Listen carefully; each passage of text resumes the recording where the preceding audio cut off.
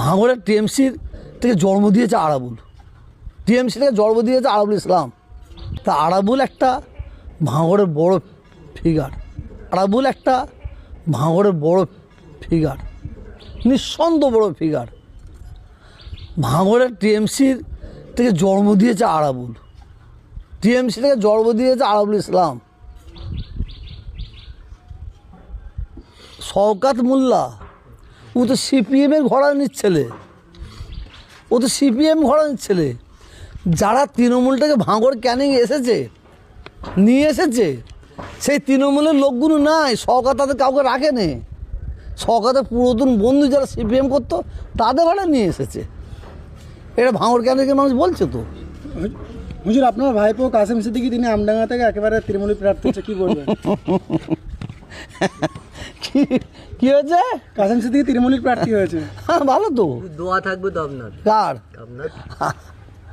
আমার আমার বাপ দাদু সে যে দোয়া করেছে করে দিয়েছি। ধরো আমার স্পেশাল দোয়া দিয়েছে না, ওকে দেখে আমার লজ্জা হয়।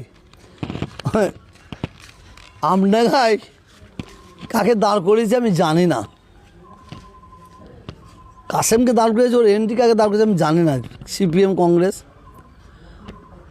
আমি আপনাকে বলতে পারি কাসেম ও এমন একটা পাক্কা পাক্কা ধোঁকাবাজ, এটা আমডাঙ্গার মানুষ জানে। বসিরহাটের পীরজাদা, তার জবাব দেবে। বসিরহাটের পীরজাদা তো না, বসিরহাটের পীরজাদা ফুরফুরা পীরজাদা বুঝিনি, দল যাকে ভালো বুঝেছে টিকিট দিয়েছে। কিন্তু আমার এখানে কঠোর দাবি আমার হিন্দু পুরোহিত ভাইয়েরা কি করলো, তারা কি অন্যায় করলো। যারা হিন্দু ভাইদের মহারাজ তারা কি অন্যায় করলো। কই আমি একটা তো মহারাজকে টিকিট দিতে দেখলাম না, কোন একটা পুরোহিতকে টিকিট দিতে দেখলাম না। এই মলি সাহেবগুলোকে দিয়ে কি বলতে চাইছে, কি করতে চাইছে, সেখানে আমার কিছু বলার নেই। দল বুঝেছে করেছে। বসিরহাটের যিনি মাওলানা আছেন আব্দুল মাতিন সাহেব, তাকেও তৃণমূলের প্রার্থী করা হয়েছে। দিয়েছে, আবার কালকে দেখবো আপনাকেও দিতে পারে, দলের ব্যাপার।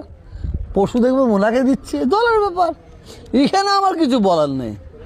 কিন্তু মাতিন সাহেব যখন নওশাদ সিদ্দিকী আব্বাস সিদ্দিকী দল করেন কট্টরভাবে বিরোধিতা করেছিলেন। এইবার জবাব পাবে তো, দেখবেন আমার কাছে একটা ইয়ে আছে, দেখেছে ডান এক্ষুনি দেখাচ্ছে, এক্ষুনি আমি শুনছিলাম একটু আগে। কোথায় গেল রে বাবু?